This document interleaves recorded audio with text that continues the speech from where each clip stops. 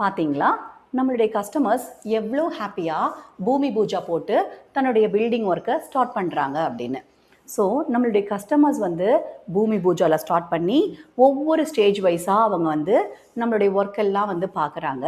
அவங்க materials choose பண்ணுறாங்க. Key hand over வரைக்கும் நம்ம கூட ட்ராவல் பண்ணுறாங்க.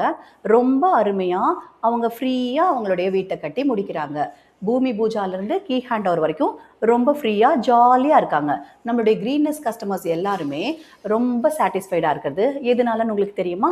இப்படி அவங்களுடைய ஓன் பிளாட்டில் ஒரு லேண்ட் இருந்தால் எப்படி அவங்க பூமி பூஜா போட்டு ஒரு பிளான் அமைச்சு தன்னுடைய ஃபேமிலி மெம்பர்ஸை சாட்டிஸ்ஃபை பண்ணுவாங்களோ அதுக்கும் மேலே அதிகமாக அவங்க இங்கே ஒரு ஸ்பேசியஸ் வில்லாவை அவங்க ஃபேமிலி மெம்பர்ஸ் வச்சு அருமையாக பூமி பூஜா போட்டு ஒவ்வொரு விஷயமும் ஒவ்வொரு டெக்னிக்கல் பர்சன் கிட்ட இன்ஜினியர்ஸ் ஆகட்டும், தென் வந்து பெயிண்டர், பிளம்பர், எலக்ட்ரீஷியன் அண்ட் வந்து உங்களுக்கு வந்து ஃபிட்டிங்ஸ் சூஸ் பண்ணுறதுல, பெயிண்டிங் கலர்ஸ் சூஸ் பண்ணுறதுல எல்லா விஷயத்தையுமே அவங்க வந்து நம்மளுடைய டீம் கிட்ட அவங்க வந்து அவங்களுக்கு வேணுங்கிற விஷயத்த சொல்லி அவங்க ரெக்குயர்மெண்ட்டை ஃபில் பண்ணிக்கிறாங்க.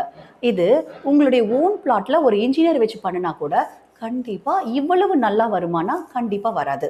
அதே மாதிரி பட்ஜெட்டும் நீங்கள் உங்கள் ஓன் பிளாட்டில் பண்ணி முடித்து வெளியே வரப்போ என்ன ஆகுமோ அதில் ஒரு 1/4 மட்டும்தான் நம்மளுடைய க்ரீன்னஸில் புக் பண்ணுற கஸ்டமர்ஸ்க்கு ஆகுது, தெரியுங்களா? ஸோ கொஞ்சம் யோசிச்சு பாருங்கள். நம்மளுடைய க்ரீன்னஸில் ஒவ்வொரு கஸ்டமர்ஸும் அவங்களுக்கு பிடிச்ச மாதிரி பூமி பூஜாலேருந்து ஸ்டார்ட் பண்ணி சூப்பர்வாக ட்ராவல் பண்ணுறாங்க.